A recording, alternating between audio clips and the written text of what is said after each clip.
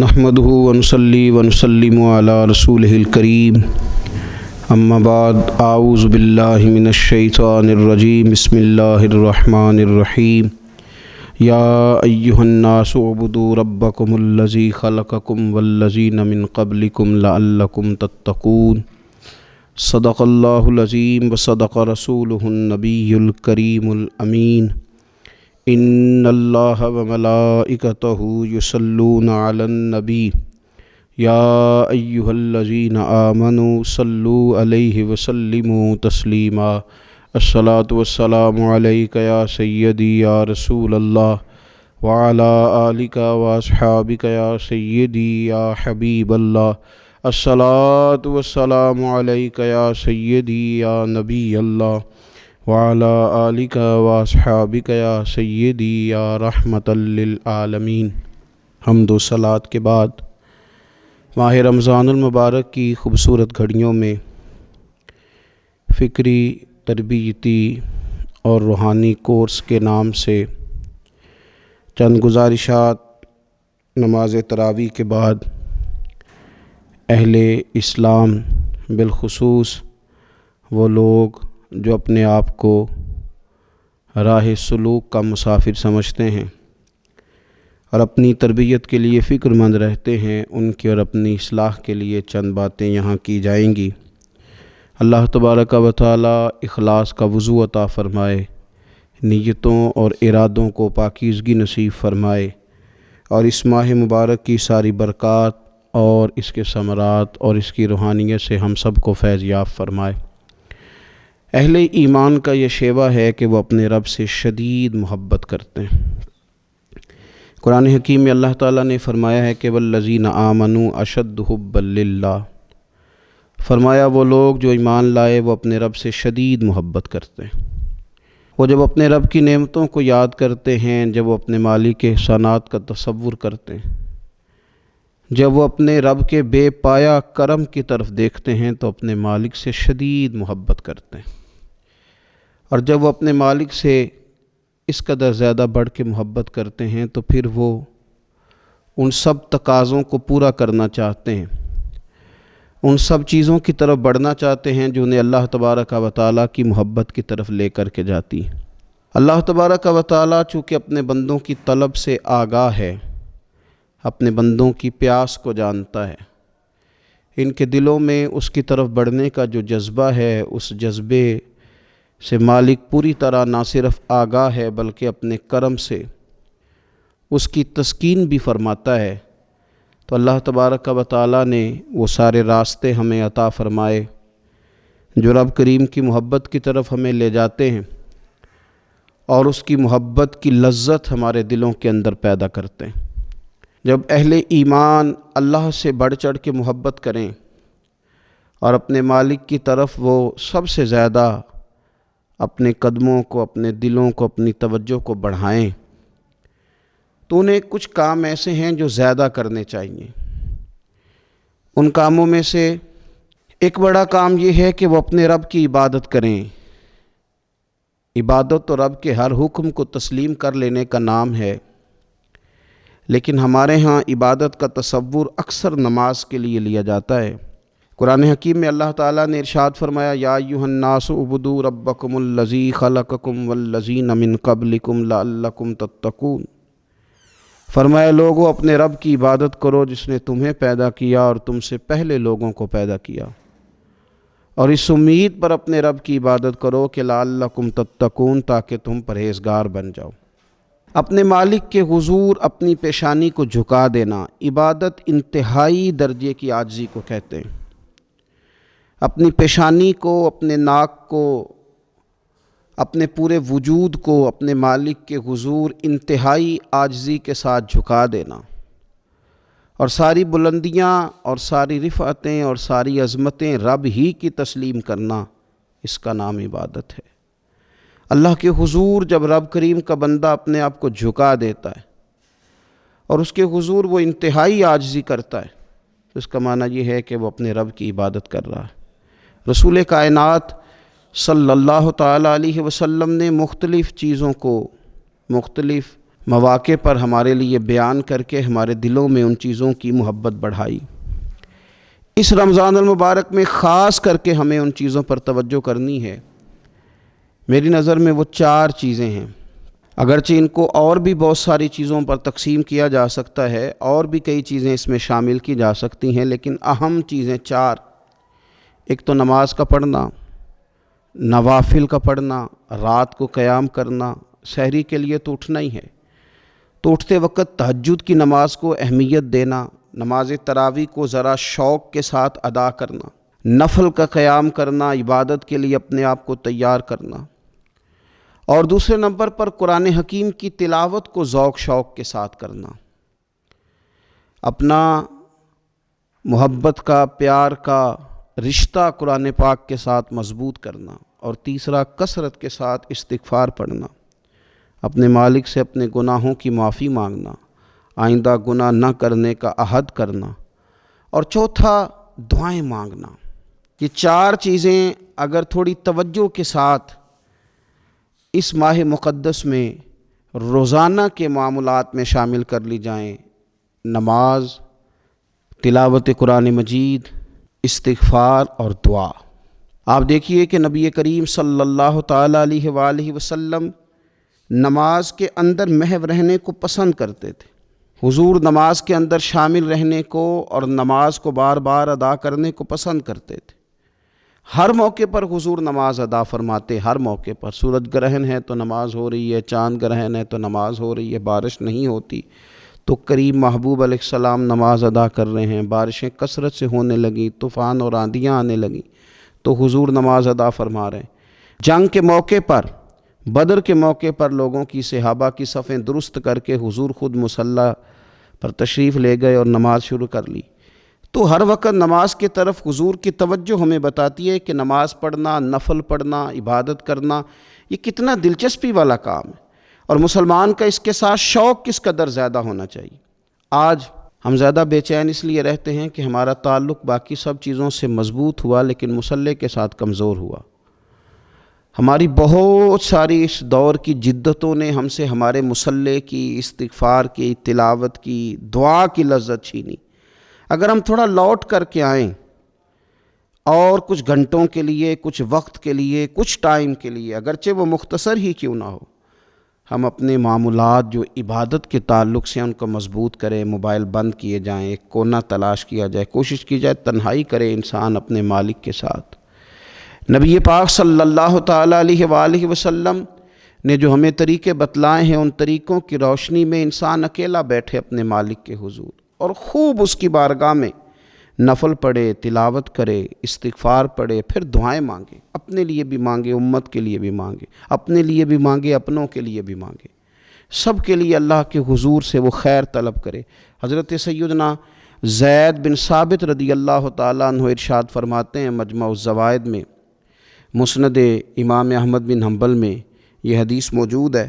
آپ فرماتے ہیں کہ میں نبی پاک صلی اللہ تعالیٰ علیہ وسلم کے ساتھ اکثر نماز کے لیے جایا کرتا تھا، تو میں انفرادی انداز دیکھتا نبی پاک صلی اللہ تعالیٰ علیہ وسلم کا کہ حضور جب نماز کے لیے چلتے تو چھوٹے چھوٹے قدموں کے ساتھ چلتے۔ جو نبی پاک صلی اللہ تعالیٰ علیہ وسلم کا روٹین میں چلنے کا انداز ایک کریمانہ تھا، اس سے ہٹ کر حضور مختصر قدم اٹھاتے اور نماز کے لیے تشریف لے جاتے۔ میں اس خوبصورت ادا پر توجہ کرتا تو میرے کریم محبوب صلی اللہ تعالیٰ علیہ وسلم نے مجھ سے فرمایا، زید تم جانتے ہو میں مختصر قدم کیوں اٹھاتا ہوں؟ حضور دلوں کا حال جانتے ہیں نا، تو فرمانے لگے تمہیں خبر ہے میں اختصار کے ساتھ قدم کیوں اٹھاتا ہوں؟ عرض کی یا رسول اللہ صلی اللہ تعالی علیہ وسلم کرم نوازی فرمائیے، بتا دیجئے۔ تو حضور فرمانے لگے کہ جب تک انسان نماز کی طلب میں رہتا ہے نا، وہ نماز ہی میں رہتا ہے۔ وہ جب نماز کی طلب میں ہوتا ہے تو نماز ہی میں ہوتا ہے۔ تو میں چھوٹے چھوٹے قدم اٹھاتا ہوں، ذرا آہستہ چلتا ہوں، تاکہ جتنا وقت طلب نماز میں ہو وہ نماز ہی میں گزرے۔ ذکر حبیب کم نہیں وصل حبیب سے، محبوب کا ذکر بھی اس سے ملاقات ہی ہوتا ہے۔ تو یہ جو سفر ہے نا نماز کے لیے جانے کا، میں چاہتا ہوں کہ یہ ذرا لمبا ہو جائے، اس میں ذرا وقت ملے تاکہ مالک کے ساتھ میں جڑا رہوں، میرا تعلق مضبوط رہے۔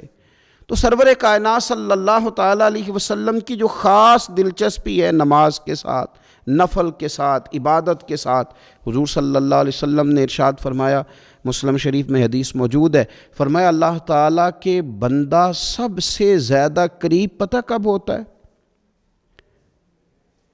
پہلے تو ذرا ان لفظوں کا حسن ملاحظہ کریں کہ بندہ اور رب کے قریب، بندہ اور اپنے مالک کے قریب، وہ بندہ کتنی شان والا ہے، اس کا مقدر آج کتنے عروج پہ ہے جو اپنے رب کے قریب ہو گیا۔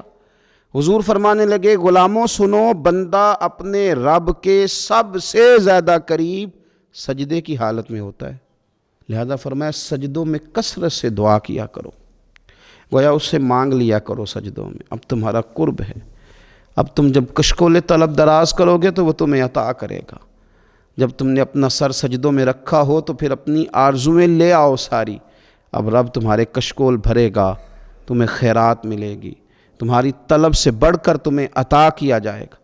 تو عبادت کے ساتھ جب آپ کا تعلق ہوتا ہے تو آپ قرب الہی میں ہوتے ہیں، اللہ کے قریب چلے جاتے ہیں۔ شرط یہ ہے کہ تھوڑی دیر بھول جائیں موبائل کو، تھوڑی دیر چھوڑ دیں دنیا داری کے خیالات، تھوڑی دیر وہ ایک دن چھوڑ کے سارا کچھ بھی تو جانا ہے نا اللہ کے حضور۔ تو آج بھی اگر کچھ وقت کے لیے ترک کیا جائے، اسلام میں رہبانیت نہیں، لیکن حضور تہجد کی نماز پڑھتے تھے، حضور اعتکاف کرتے تھے، غار حرا میں وقت گزارا نبی پاک علیہ السلام۔ کچھ وقت تو ایسا ہو جو انسان اپنے رب کے ساتھ گزارے، اللہ کے ساتھ اپنے تعلق کو وہ مضبوط کرے۔ دیکھیے حضرت سیدنا یوسف بن عبداللہ بن سلام رضی اللہ تعالیٰ عنہ، یہ حضرت عبداللہ بن سلام رضی اللہ تعالیٰ عنہ معروف صحابی رسول صلی اللہ تعالیٰ علیہ وسلم کے صاحبزادے ہیں۔ یہ حضرت ابو درداء رضی اللہ تعالیٰ عنہ سے ملنے کے لیے تشریف لے گئے۔ فرماتے ہیں کہ جب میں ان سے ملنے کے لیے گیا تو وہ شدید علیل تھے، حضرت سیدنا ابو درداء رضی اللہ تعالیٰ عنہ بڑے جلیل القدر صحابی ہیں اور بڑے صاحب الرائے آدمی ہیں۔ حضرت عمر فاروق رضی اللہ تعالیٰ عنہ اکثر ان سے مشورہ لیا کرتے تھے۔ فرماتے ہیں میں جب ان سے ملنے کے لیے گیا تو وہ سخت بیمار تھے اور اسی بیماری میں ان کا وصال ہوا۔ میں ان سے ملنے گیا تو وہ مجھ سے کہنے لگے کہ بھتیجے، حضرت عبداللہ ابن سلام کے بیٹے ہیں نا یوسف بن عبداللہ، تو وہ چونکہ ان کا دوستانہ تھا، کہنے لگے بھتیجے تم اس شہر میں کس طرح آئے؟ تو جناب یوسف بن عبداللہ کہتے ہیں میں نے عرض کی کہ آپ کا میرے والد کے ساتھ جو تعلق تھا، جو دوستانہ تھا، اس تعلق نے مجھے مجبور کیا کہ میں آپ کی تیمارداری کروں۔ تو فرماتے میں تو تیمارداری کرنے گیا تھا، ان کا حال پوچھنا تھا، لیکن یہ لوگ جو حضور کے دین کی تبلیغ کے لیے جذبات رکھتے تھے اور ایک دوسرے کو اللہ کی جانب متوجہ کرنے کا جو جذبہ رکھتے تھے، وہ بڑا انوکھا ہے۔ ایک شخص تیمارداری کرنے گیا ہے تو حضرت سیدنا ابو درداء رضی اللہ تعالیٰ عنہ فرمانے لگے بھتیجے میں اس وقت اس کیفیت میں ہوں کہ جھوٹ بولنا بہت برا ہے، یعنی جھوٹ بول ہی نہیں سکتا کہ اس بیماری میں ہوں کہ جس میں مجھے لگتا ہے کہ میں دنیا سے چلا جاؤں گا۔ فرمانے لگے اللہ کی قسم میں نے خود رسول پاک صلی اللہ علیہ وسلم سے سنا ہے کہ جو شخص اچھے طریقے سے وضو کرے، وہ تیمارداری کرنے آئے اور یہ ان کو نماز کی طرف، عبادت کی طرف مائل کر رہے ہیں۔ فرماتے میں نے خود حضور صلی اللہ علیہ وسلم سے سنا ہے کہ جو شخص اچھے طریقے سے وضو کرے پھر 2 رکعتیں نماز پڑھ لے یا 4 رکعتیں نماز پڑھ لے، اخلاص کے ساتھ پڑھے، اچھا وضو کرے، 2 رکعتیں پڑھ لے یا 4 پڑھ لے، یعنی 2 نفل ادا کرے یا 4 کر لے، اور پھر وہ خلوص کے ساتھ اپنے رب سے مغفرت طلب کرے تو اللہ اس بندے کی بخشش فرما دے گا۔ یہ میں نے سنا ہے حضور سے، یہ میں نے خود سنا ہے۔ مرض وصال میں سیدنا ابو درداء رضی اللہ تعالیٰ عنہ اس کو بیان کرتے ہیں۔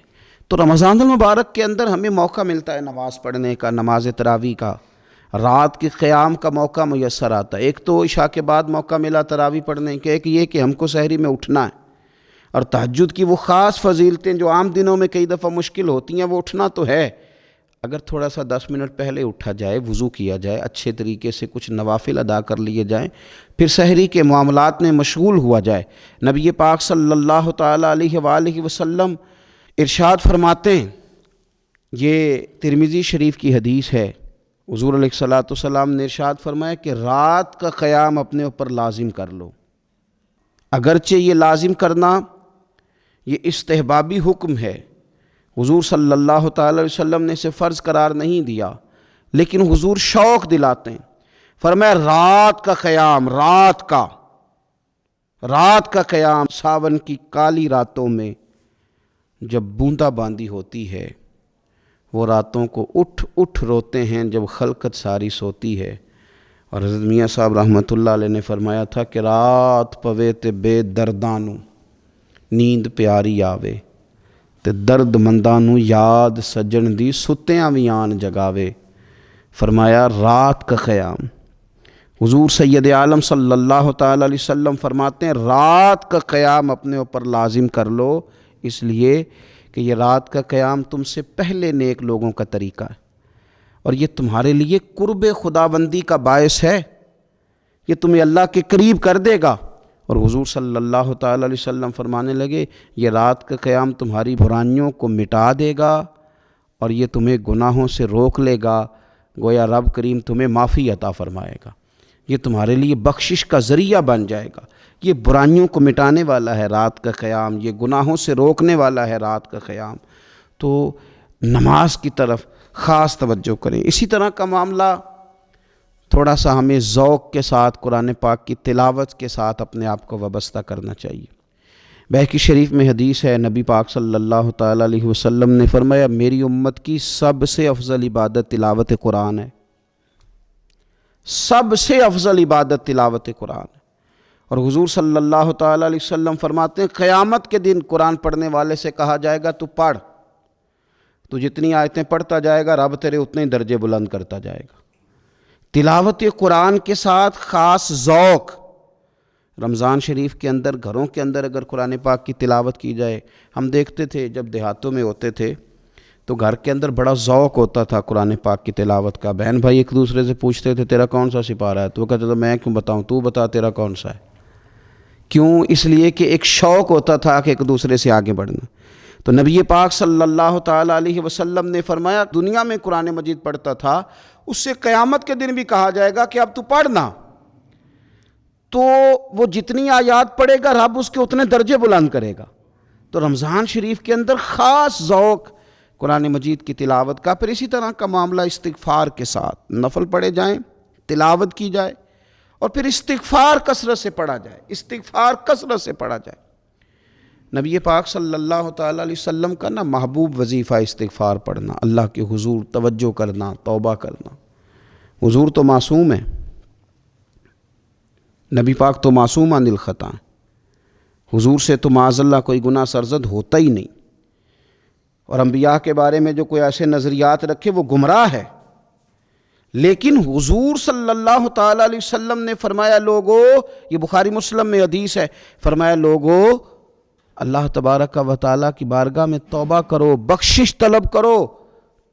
حضور فرماتے ہیں میں دن میں 100 مرتبہ اپنے رب کی بارگاہ میں توبہ کرتا ہوں۔ حضور تو معصوم ہے۔ یہ توبہ کس لیے ہے؟ یہ تعلیم امت کے لیے، یہ ہمیں سمجھانے کے لیے، یہ ہماری توجہ دلانے کے لیے، یہ بتانے کے لیے ہے کہ یہ استغفار درجات کو بلند کرتا ہے۔ اللہ کی طرف رجوع کرنے کے لیے کثرت کے ساتھ استغفار کی جائے، اپنے رب سے معافی مانگی جائے۔ ہم انسان ہیں، کچھ غلطیاں نہ چاہتے ہوئے بھی ہو جاتی ہیں، بہت کوشش کے باوجود کچھ چیزوں پر کنٹرول نہیں رکھ پاتے، ہم سے سرزد ہو جاتی ہیں۔ رمضان کی ساعتوں میں، صبحوں میں، شاموں میں، سحری میں، افطار میں، تراویح میں، تہجد میں اگر اللہ کے حضور استغفار کی جائے، اللہ کے حضور استغفار کی جائے۔ مسند امام احمد بن حنبل میں حدیث ہے، حضور صلی اللہ تعالی علیہ وسلم فرماتے ہیں، اور یہ حدیث اتنی زیادہ انسان کو خوشی دیتی ہے اور رب کی رحمت کو بندے کے اتنا قریب کر دیتی ہے، اتنا اللہ کے قریب کر دیتی ہے کہ انسان جھوم اٹھتا ہے۔ کبھی اس حدیث کے جملوں پر غور کریں، نبی پاک صلی اللہ تعالی علیہ وآلہ وسلم کس طرح رب کی رحمت ہمارے سامنے بیان کرتے ہیں، اور جب حضور اپنی زبان نور سے بیان کرتے ہیں پھر تو یوں لگتا ہے کہ روح کی گہرائیوں تک بات چلی گئی۔ حضور سید عالم صلی اللہ تعالی علیہ وسلم فرماتے ہیں شیطان نے رب کریم کی بارگاہ میں یہ کہا تھا کہ اے مالک مجھے تیری عزت کی قسم، جب تک ان لوگوں کے جسموں میں روح رہے گی میں انہیں گمراہ کرتا رہوں گا۔ جب اللہ نے اسے کہا نا کہ تو نکل جا، تو مردود ہے، تو اس نے کہا مجھے تیری عزت کی قسم، جب تک ان کے جسموں میں روح باقی ہے میں انہیں گمراہ کرتا رہوں گا۔ تو میرے کریم محبوب علیہ السلام، مدینے والے پیارے حبیب علیہ السلام فرماتے ہیں، رب کریم نے فرمایا سنو ابلیس، اگر تو یہ قسم اٹھاتا ہے کہ تو جب تک ان کے جسموں میں روح ہے انہیں گمراہ کرتا رہے گا، تو پھر مجھے بھی اپنے عزت اور جلال کی قسم، یہ جب تک مجھ سے معافی مانگتے رہیں گے میں انہیں معاف کرتا رہوں گا، میں بھی انہیں معاف کرتا رہوں گا، یہ جب جب مجھ سے بخشش مانگیں گے، جب جب مجھ سے بخشش مانگیں گے۔ اس یہاں سے کبھی ہم نے کنارہ نہ کیا، اور تو نے بھی تو دل آزردہ ہمارا نہ کیا، ہم نے تو جہنم کی بہت کی تدبیر، پر میرے مولا تیری رحمت نے گوارا نہ کیا۔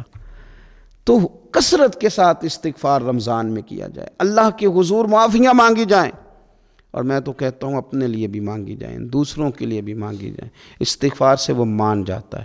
اور پھر سب سے زیادہ جس چیز پر توجہ دینے کی ضرورت ہے وہ ہے عبادت کا مغز، یعنی دعا۔ میں اکثر کہتا رہتا ہوں کہ ہمارے ڈاکٹر ہمیں یہ کہتے ہیں کہ تمہارے دلوں میں کچھ دکھ ہیں وہ کہہ دو تو تمہاری بیماریاں ہلکی ہو جائیں گی، دل کے بوجھ اتار دو، تم کہہ دو کسی سے اپنے غم تاکہ تمہارے دل ہلکے ہو جائیں۔ اب کچھ غم بڑے ذاتی قسم کے ہیں، بندہ کسی سے کہہ ہی نہیں سکتا، بڑی نجی قسم کے کچھ دکھ ہیں، کسی سے کیسے بیان کرے؟ تو ہمارے دین نے ہمیں دعا سکھائی۔ معنی کیا ہے؟ جو کسی سے نہیں کہہ سکتے وہ رب رسول سے کہہ دو تاکہ تمہارا دل بھی ہلکا ہو، تمہاری عزت بھی محفوظ رہے، اور تم نے کہا بھی اس طبیب کے سامنے جو سب سے بڑھ کر شفا دینے والا ہے، کہا اس مالک کے سامنے جو سب سے زیادہ خزانے بانٹنے والا ہے۔ ترمذی شریف میں حدیث ہے، حضور نے فرمایا دعا عبادت ہے۔ اسی ترمذی میں حدیث ہے، فرمایا دعا عبادت کا مغز ہے۔ اور اسی ترمذی میں حدیث ہے، نبی پاک علیہ السلام نے فرمایا یاد رکھو رب کے نزدیک، اللہ کے نزدیک دعا سے زیادہ عزت والی چیز کوئی نہیں، اس سے بڑی اکرام والی چیز ہی کوئی نہیں اللہ کے حضور۔ تم اپنے رب سے جب مانگتے ہو تو بڑے معزز ہوتے ہو، دنیا داروں کے سامنے ہاتھ پھیلاؤ گے، دکھ سناؤ گے تو عزت میں کمی آئے، لیکن جب تم اللہ سے مانگتے ہو، مالک کے حضور کشکول طلب دراز کرتے ہو، تو اس سے بڑی عزت والی چیز کوئی نہیں۔ پھر ایک دل میں سوال آتا تھا کہ کتنا کو مانگیں، مالک سے کتنا سوال کریں، کس قدر طلب کریں؟ تو بہقی شریف میں حضور نے یہ مسئلہ بھی حل کر دیا۔ اللہ کے پیارے حبیب علیہ السلام نے فرمایا ہر چیز اپنے رب سے مانگ لو، ہر چیز اپنے رب سے طلب کرو، حتیٰ کہ نمک ہی کیوں نہ ہو، وہ بھی مانگنا ہو تو مالک سے ہی مانگو۔ اللہ کے حضور عرض کرو اس کے پیارے محبوب علیہ السلام کے غلاموں، تمہارے ہاتھ وسیلہ جو آ گیا ہے مدینے والے محبوب کا، اس کی بارگاہ سے مانگو، بار بار مانگو، کئی بار مانگو، اور اپنے لیے بھی طلب کرو، دوسروں کے لیے بھی طلب کرو، امت کے لیے طلب کرو، ملک و ملت کے لیے طلب کرو۔ تو رمضان شریف کی پہلی نشست میں ایک تو ہمیں اپنی عبادت کو، اپنے نوافل کو، اپنی نماز کو مضبوط کرنا ہے، کوشش کریں قضا نمازوں پر بھی توجہ دی جائے، یہ بہت بڑا قرض ہے اور یہ ہم ہی ادا کریں گے تو ادا ہوگا۔ اور دوسری بات یہ کہ کثرت کے ساتھ قرآن مجید کی تلاوت کی جائے۔ تیسری بات یہ کہ استغفار کو اپنے اوپر لازم کیا جائے۔ اور چوتھی بات دعائیں مانگی جائیں۔ رمضان کی گھڑیاں بڑی قبولیت والی ہیں، بڑی قبولیت والی ہیں۔ افطار کے وقت جو بندہ مانگتا ہے رب اس کی دعا کو قبول فرماتا ہے۔ ان اوقات میں اللہ سے مانگا جائے اور خوب مانگا جائے، اے اللہ اس ماہ مقدس کا صدقہ امت مسلمہ کے لیے رحمت والے فیصلے فرما۔ آخر دعوایا ان الحمدللہ رب العالمین۔